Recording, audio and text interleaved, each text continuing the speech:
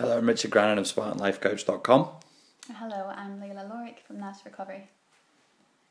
So we did an interview the other day, but the sound quality wasn't very good, so it's probably better to do this kind of thing face to face. So today we're going to be talking about narcissistic abuse victim syndrome and how to recover from it. And particularly what we're looking at is the roots of narcissistic abuse victim syndrome, which is kind of describing a post-traumatic stress response. Would you agree? Yes. But a post-traumatic stress response that occurs in a particular context and in a certain way. Mm-hmm. So you came across something that's an assertion that, Yes. that another psychologist has made. Would you like to tell the good people what that assertion was? Yes, and that is that whenever there is a breakup, there's this situation that re-evokes primal feelings that is associated to a baby's avoidance of abandonment by the mother.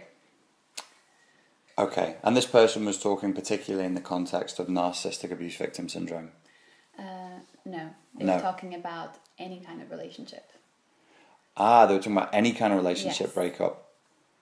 And their assertion was that in any kind of relationship breakup, it's difficult to overcome the feelings of heartache because of this. Yeah, there's this primal emotions that are re-evoked. Oh, okay, that makes a lot more sense. I mean, so when we're talking about narcissistic abuse victim syndrome, obviously, as such and per se, that doesn't really exist. It's just a useful term that we're using, that you spoke to Sam Vaknin. Yes, I did. And he told you that he'd invented it. Yes, I think he said in like 95. 95, okay. Which is wrong with that. Yeah, no, I think he did say 95. I was looking at the YouTube comments there. Because I presume the same way that we have, he has observed that there is a certain set of symptoms that seems to come along with somebody who's being the victim of narcissistic abuse. Mm-hmm. To the extent that you can see them so clearly that you can tell whether somebody is being abused by a cluster B personality type or not, based on the symptoms they're showing. Yes. Right. Or certainly we can say this person is the victim of long-term emotional abuse. Mm-hmm. So when we're describing narcissistic abuse victim syndrome, we are referring to post-traumatic stress type symptoms, complex PTSD as it pertains to emotional flashbacks, all of which need to be rooted in a relationship dynamic in which you have the abuser, in inverted commas, and the abused, in inverted commas, where the abused is some kind of a codependent. Mm-hmm. The assertion that you've come across, which is, I could say it here, it is thought that the situation re-evokes primal feelings associated to a baby's avoidance of abandonment by the mother. Was the context in which they were talking about general relationships? Yes, they were talking about relationships in general. And they were talking about... breakups, actually. Okay, right, thank you. Breakups. They're talking about breakups. What were they saying about breakups when they made this assertion? That it evokes certain feelings. Let me help you. Let me guide you. Were they saying that when a breakup is particularly painful, this is what happens? Or were they just saying in any breakup? No? Actually, I'm not sure. Okay. The reason why I'm challenging it is because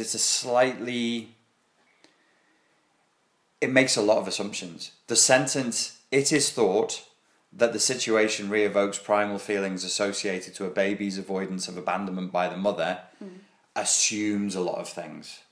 Like, this is saying the situation of a breakup. Yeah? Yes. Okay, so in the situation of a breakup, it could be... why have they picked on the mother? Would be one of my questions. I'd be like, why did you pick on the mum? It could be any parental abandonment. It could be the emotional abandonment of the father as much as the mother.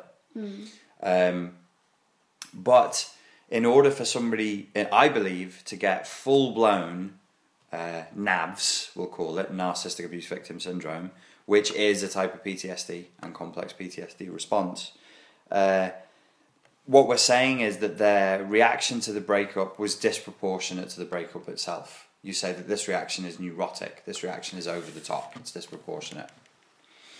Would you agree with that? Yes, right. Yes, it is. in your relationship break up with a narcissistic personality type, would you say your reaction was disproportionate? Definitely. Okay, I would say mine was as well. Mine was a covert narcissist to overt narcissist, somatic, with a bit of, but classic borderline and histrionic types. Yours? It was more of a psychopathic. Psychopathic. He was kind of an overt. Oh no, he was overt to covert swing, wasn't he? It was quite. It was a sensitive kind of type. He was the vulnerable narcissist. So it was more of a covert, I would say. A covert, an intellectual. Very. So the cerebral narcissist, but beneath the veneer, he also wanted to be a somatic narcissist, didn't he? So complicated. Yes. These situations are always complicated. Like the personality that you're dealing with, it's never simple. In the films, when it's portrayed, it's simple, isn't it? The guy is like, he's a bad dude. Or you get, I can't think of an example of a bad dude in a relationship in a film. Do you know of any stalker movies? No, not on the top of my head. I can think of the one where there's a woman. It's Michael Douglas. It was a really famous film in the 80s. I can't think of it right now. Acting opposite Glenn Close. It's, the term bunny boiler? No. Oh, right, bunny boiler is an English slang term for a woman who's a stalker. And in this film, Glenn Close, the woman who becomes like really obsessed with Michael Douglas, he has an affair behind his wife's back with this woman, Glenn Close. And she takes his daughter's pet rabbit and boils it. Leaves it there for him to see in the kitchen. So it's called bunny boiler. God damn, I can't think of a single male example. There must be tons represented in film, right? Stalkers. A film. Okay, it'll come to me. One will come to me. The stalker. I'll leave that for a second. Oh, well, the first one is not a great example of a stalker. But did you ever see Sleeping with the Enemy? I'm not really sure. Julia Roberts. It's heavy. Like she's getting beaten up by her husband, and he's very, very controlling. Total control freak. Yeah. So it's used, but all of that is usually simplified in the real world. The person is complicated, and the personality is complicated. So pat descriptions of how narcissistic abuse victim syndrome or a narcissistically abusive relationship plays out. What they worry me. I instantly have to go, whoa, slam on the brakes. What? Like, what did you just assert? So for somebody to say the heartache and the post-traumatic stress that comes after a narcissistically abusive relationship is the effort on the part of the client to avoid the feelings of abandonment by their mother, I'm like, whoa. Like, that's a long way. You've jumped ahead 3 or 4 steps. It could just as be abandonment by the father. And it might not be abandonment at all. This is like it's like old school psychology. It's all about parental abandonment, stuff like that. It might, the father might not have abandoned you. The father might have shown you too much attention, or the wrong kind of attention, or the mother might have shown too much of the wrong type of attention, like creepy attention, attention that has a sexual element to it, that's boundary breaking, or a smother mother. You know about that, where that is also boundary breaking. It's when it induces a post-traumatic stress response in the child that then grows up into an adult who I would have called a people pleaser. I think the proper term for it is a codependent. They then get into a relationship, and then what the narcissist does is aggravate all those old emotional wounds and pull them open. That's what's happening. To say that it's just abandonment and only by the mother for me would be too simple. Talking about relationships in general, just breakups in general, and why sometimes we can feel a bit anxious afterwards. So it's not. This is okay. So this person, Dr. Susan Quilliam, says the anguish of a breakup brings back deep-seated memories about being abandoned as a child that everyone holds, even without knowing it. The anguish of a breakup. Yeah, I think so. I think there's when it's not a narcissistically abusive relationship, when we break up with anybody, even if it was a relatively healthy and boundaried relationship, there is a disproportionate amount of anxiety that comes with it, that you could say maybe evokes Maybe. I mean, who can say? Like, when you break up with somebody and it's in a boundary context and you feel anguish, there are a lot of reasons to feel anguish, aren't there? Yeah, sure. Like, you're lonely now, you built a lifestyle with somebody you built. I always used to think, before I was aware of cluster B and narcissistic abuse, I always used to think, well, you've created a future with somebody. Yeah, of course. So there's a timeline of a future, and now that's gone. That's going to create anxiety, that's going to create anguish, that kind of thing. You were talking about the symptoms of narcissistic abuse, victim syndrome. Yes. Do you remember what some of the most common ones of those were? Yes. By the way, I just got a question from somebody who was talking about the fact that she got really anxious and that she couldn't eat whenever she felt anxious. Would you know anything? I do know a lot about that. See, I don't have that problem. Like, if I get anxious, I'm quite happy to just keep on eating. No, well, if I get anxious, I totally lose my appetite. Right. Yes. In the Pete Walker CPTSD sort of model, his book, yeah. Do you remember what that related to as a trauma response type? Not to lose appetite. Yeah. No, I actually don't. Yeah. This one was asking me if it would be maybe a flight or a freeze. I'm wondering if it's something just biological as well. The whole thing about like you just secrete so much hormones that like you're so adrenalized that you don't even. It's not just that you don't eat, but you don't go to the bathroom. You don't go. Total self-abandonment. Right. So I'm wondering if it's more. I don't know if it's connected to that. To play the evolutionary psychology game, which, as we were discussing before, is a bit dangerous. Do you think it's possible? You're the biologist. Do you think it's possible that there is a threat response that says, okay, I'm a squirrel, a big bear is going to eat me. Now ain't the time to be looking for nuts. That is not the time to eat. Like, if you think there's an imminent threat, eating food will distract you from the threat, and it will also fill you up so you can't run. Am I going too far along the evolutionary psychology branch there, do you think? I think that sounds very logical. It sounds logical, doesn't it? Yeah. So if you think that you're under direct threat, you won't eat. I guess so. It doesn't. Have you worked with the anxiety? Have you got yourself back to eating? Yes. How? No, it sounded like I said have because I slurred. Have you got yourself back to eating? How have? It's coming from a much deeper problem. Right. So trying to solve what the main problem is, which is unprocessed emotions many times, makes me less anxious. Right. And when I'm less anxious, then I'm present, right. And I can feel my hunger. So, I have a body. Exactly. So when you're more present, when you're more mindful, you feel less anxious. Exactly. You said, like, what advice would you give to people in the same position as you then, who are not eating because they feel anxious? What would you say to them? They need to get out of their head and into their bodies. They need to become mindful, and they need to understand why they're feeling anxious and what they're feeling anxious for. Many times it's sadness or anger that is not processed. Yeah. So it's well, at least me, I have been kind of disconnected from that and not wanting to deal with it.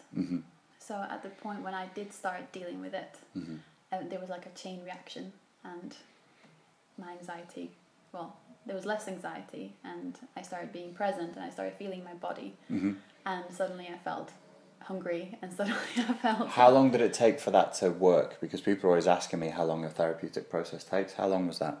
The thing is, the first time I realised this, it was quite scary, because it worked within an hour, I would say. Straight away? Straight, yeah, it was that direct. When you, one of the things that I think we discussed and that I advise clients to do is to try and apply logic and go, okay, if you're anxious, then you feel like you're under threat. What is it you're under threat from? How did you find, like, doing that and just applying logic and saying, okay, well, where's the threat in the environment? Is the threat real? Is this a real feeling or a neurotic impulse? Did that help? A lot. Yeah. A lot, because the more questions I asked myself, the more I realized that it's just fluff. In the end, I just go around in a circle. So if I try to answer what my fears are, I'll come to an end in the end. Right. There won't be any more questions. Right. So you chase the fears down. Exactly. I chase them down, and suddenly they just don't appear anymore. There might be other fears, but then I have to deal with them. Right. So it's directly linked to my anxiety. Yeah. I like getting people to try and follow every thought and impulse through to a logical conclusion. Or to try to, because usually you can't follow it through to a logical conclusion because it's not built on logic. It's built on like a fake half-seen logic. Yeah. One of the things that happens with people with narcissistic abuse victim syndrome, NAVS, I'm just going to call it NAVS. Do that. So that I don't have to go narcissistic syndrome, multisyllabic term, as coined by Sam Vaknin, to give credit where it's due, is a lack of clarity of thought. Like they're not thinking clearly. I mean, have you seen that? Do you have any idea why that occurs? Why people are not thinking clearly? I can relate to myself. I mean, there's a lot of confusion that happened after my abusive relationship. I was not sure about anything. Like, I was not sure about myself. I was totally paranoid, and I felt paranoid. So I felt confused about what happened. Everything was a confusion. So just as soon as I started defining what was going on with myself, then you can, when you understand it, you can kind of accept it. When you accept it, then you know what to deal with. So yes, it's a bit like that in general as well. As soon as you kind of define what the problem is, then I think we said in the interview, didn't we, like the phone interview, which was really, it wasn't great, the sound quality. That was partly Skype's fault, right? It was Skype, yeah. That if sometimes I say stuff when I'm improvising, and then afterwards I think, oh, that was really good. And there's one thing I said, I was really pleased with myself. I made this smug face that nobody can see, but I'm making a smug face, which is that if you feel a feeling in a narcissistically abusive relationship and you're on the receiving end of emotional abuse, it's probably because your abuser wants you to feel that feeling. Yes. So do you think it has legs, or is worth following the line of inquiry that if you feel confused after the relationship, that's because that's what they want you to feel? That many times there won't be any closure after an abusive relationship like that. Right. They don't want you to have it. Right. So there's no closure, and also they spend an awful lot of time and effort in the relationship confusing you, don't they? Of course, yeah. The other thing that I noted a lot of time when people had a lack of ability to think was unprocessed emotions. Do you ever see that in clients? Do you ever see that just unprocessed emotions is just stopping them from thinking clearly? Yes, it's experienced as chronic daydreaming or dissociation. Okay. Did you ever? Yes. Hear any? I have had a big problem with dissociation. Right. Quite some. I actually, to be honest, if I look back at my life, I'm not really aware of how much I used to dissociate before this abusive relationship.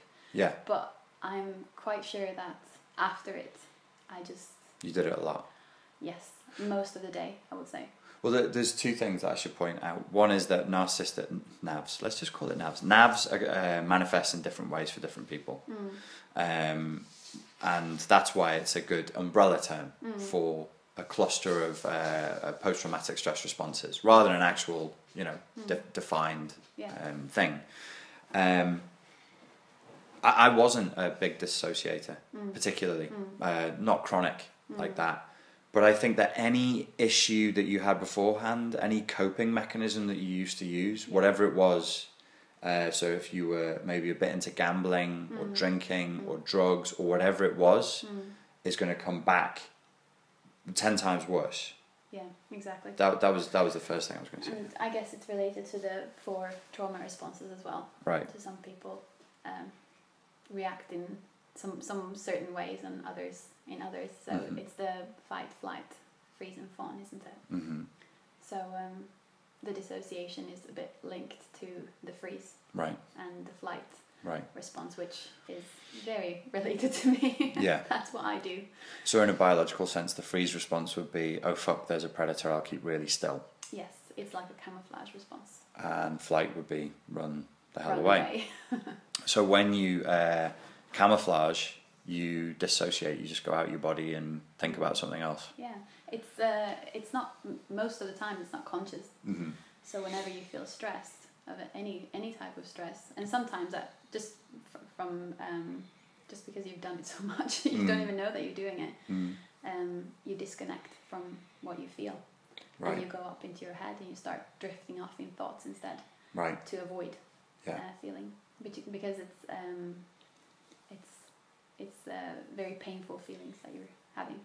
Well, I'd see. I did dissociate. I do think I'm an intellectual dissociator, but there's a difference between dissociating a bit and being a chronic dissociator, isn't there? Yes. Chronic daydreaming. Yes. What are some of the negatives of being a chronic daydreamer? What's bad about that? You will start functioning on autopilot to start with. That means that if you are in a room with someone and you totally dissociate all the time, it's going to make the other person feel very isolated. Right. It's going to make you seem not interested. Of course, this is bad for both of you, but also for yourself. You're going to lose a lot of time in a day. You're going to be not productive. I think it's a little bit linked to that whole feeling of helplessness. Right. You're non-efficient. I mean, you're not living your life. You're not in the present. Sure. You're totally missing out. You can't, if you're avoiding to feel the pain, then you can't just focus on not or avoiding the pain. You're gonna avoid the good feelings as well at the same time. You're gonna avoid all of life. Yes. So it's not great. What can you do to clear it up? Yeah, this is an easy answer, but it's to be mindful. It's to be mindful. To be present, of course. So you just do the opposite. Exactly. Stop just drifting don't off. Avoid. Exactly. You have to start feeling your feelings, and it is very scary. But when you have learned how to do it, it is quite exciting. Suddenly you feel a lot more. So life gets better when you're... Yeah, way better. Yeah. For sure. I always used to say, like when I was teaching martial arts, I'd say with mindfulness, painful experiences are less painful when you're mindful, and pleasurable experiences are more pleasurable when you're mindful. There is no downside to it. Exactly. It's only an upside. Yeah. For people who want to be gently and organically nudged out of dissociation and back into being mindful, how would you help them? I think that I would start just processing my feelings. How would you? What does that mean for people who are listening to this? Who are like, what the hell? I do that. I start focusing on my body. So I take a moment, I sit down, and I just try to feel what I'm feeling, and just like you've explained before, it has to be like an objective. So I try to define what I'm feeling in this moment, and I just try to feel where in my body it is, and then I kind of observe it, and I let it happen. Okay. Without pushing it to one side or changing it. Without feeling guilty or ashamed or anything. Yes, just being objective of your own feelings. I guess that's being mindful. Cool. What I wanted you to say is for people who want help with their dissociation is they should go and get the course that we created. I can do that as well. It was a really leading question. Myself and Layla. I'm not a big salesperson. No, you are not. Myself and Layla created a product that is on overcoming dissociation. It's quite a short one, isn't it? Yes, it's a quick one. Yeah, so you don't dissociate while you read it. You're not allowed to dissociate whilst reading our product on dissociation, and it's got some audios in there as well, hasn't it? Yes, which have been proven to be quite popular. And the feedback so far has been great. People have really, really liked it. Dissociation is just one of the symptoms of NAVs. There's a lot of them. I know that like my ambition is to help people with that and with other issues, but that's your main focus on this YouTube channel, isn't it? Yes, it is. It's for people like me. For people like you, right. Who feel very confused about this, and I'm just gonna making this other video now describing what NAVs is. In order to wrap this up, is there any advice or anything you'd like to say to people who are doing their best to overcome NAVs and they're right at the beginning? Like go back to where you were right after the breakup, where you're spinning and you're completely lost. Is there anything you would go back in time and say to yourself, or anything you would say to the people listening who are in that position? Yes. Yes, you can overcome it. Right. You will heal from it. Mm-hmm. It seems totally impossible, mm-hmm. and you feel like you're in the biggest hole you've ever been in your life. Mm-hmm. So it feels totally hopeless. Mm-hmm. But there are steps. As soon as you have understood what's happening, mm-hmm. there are steps you can take. You can that's going to help you overcome it. Right. I don't think I would add anything to that. Like if I was going to go back in time and answer the same question, I'd probably say the same thing. I'd be like, it seems hopeless, but it's not. There are, as you say, there's a structure, there's steps, there's a process. You go through it. It's not a dead good laugh. It's not like... It's going to be painful. Yeah, it's going to hurt. It's because you realise a lot of stuff about yourself, and you have to face painful feelings. That's a tough sell. Come and get this thing because it hurts. But the more you face the painful feelings, the less painful they get. Yeah, so that's true. Next time they won't be as painful when you have to face them. Do you think it's just a cheap, schmaltzy cliche that you can get stronger from this process, or do you think that you have become stronger from this process? Totally become stronger. And I was actually reading some scientific proof of that people who experience trauma, they can actually make better lives afterwards. They can do? Yes. Many people who have experienced traumatic events turn their lives around and actually make it a lot better afterwards. Well, I'm impressed that you're reading the scientific literature because I'm pretty lazy and I very rarely do. Could you post a link on the video for this for people? Just I'll a try reference. to find it again. Okay, Yes, I will. Cool. Very cool. You got anything else to add? No. All right. Well, should we end it there? Yes. Thank you. Thank you.